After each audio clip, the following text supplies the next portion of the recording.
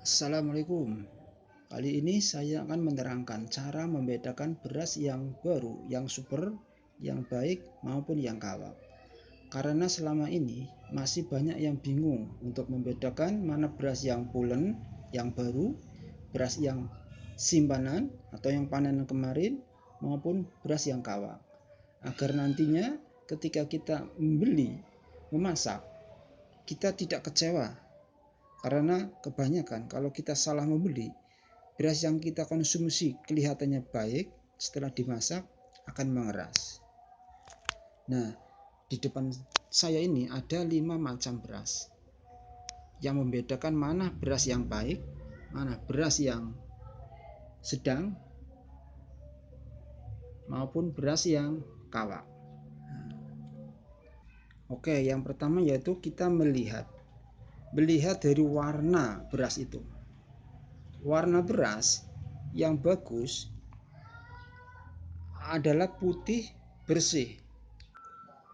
Nah, warna beras putih itu harus sama rata. Kita lihat. Walaupun ada jenis beras yang warnanya tidak harus putih, seperti agak putih namun kekuningan, yaitu gading. Ini contoh beras yang bagus, warnanya putih rata, tidak ada yang kuning. Ini juga beras yang bagus, walaupun ada beras yang warnanya agak keputih-putihan. Nah, kalau yang ini beras kawak, warnanya sudah banyak yang kuning, ada hitam-hitamnya. Yang kedua adalah ukuran size. Ukuran beras yang bagus harus sama rata. Nah, harus sama rata. Ukurannya itu harus sama rata. Nah, kita bisa melihatnya seperti ini. Nah, ketika beras kita ratakan, maka yang baik adalah yang tidak seperti ini. Ini banyak beras yang putusnya. Ini banyak beras yang putus, beras menir. Nah, kalau yang bagus adalah seperti ini. Ini hampir rata semua. Ukurannya harus rata. Nah, harus rata semua. Nah, harus rata. Kemudian yang ketiga adalah bentuknya. Bentuknya harus sama. Kalau IR atau C4 itu harus agak panjang, tidak ada yang bulat.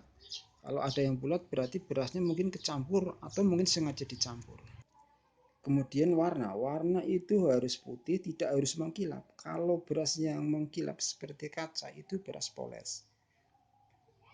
Beras poles adalah beras yang simpanan lama, stok lama, kemudian digiling ulang.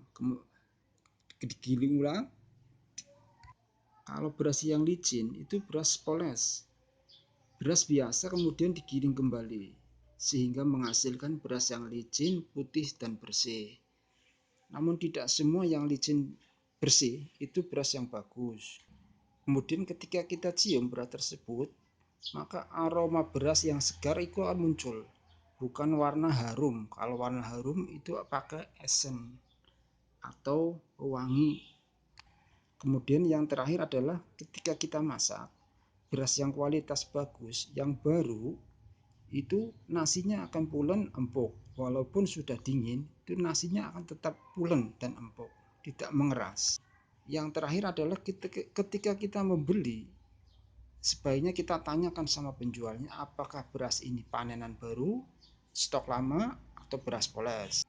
Nah, itu saja sedikit dari saya.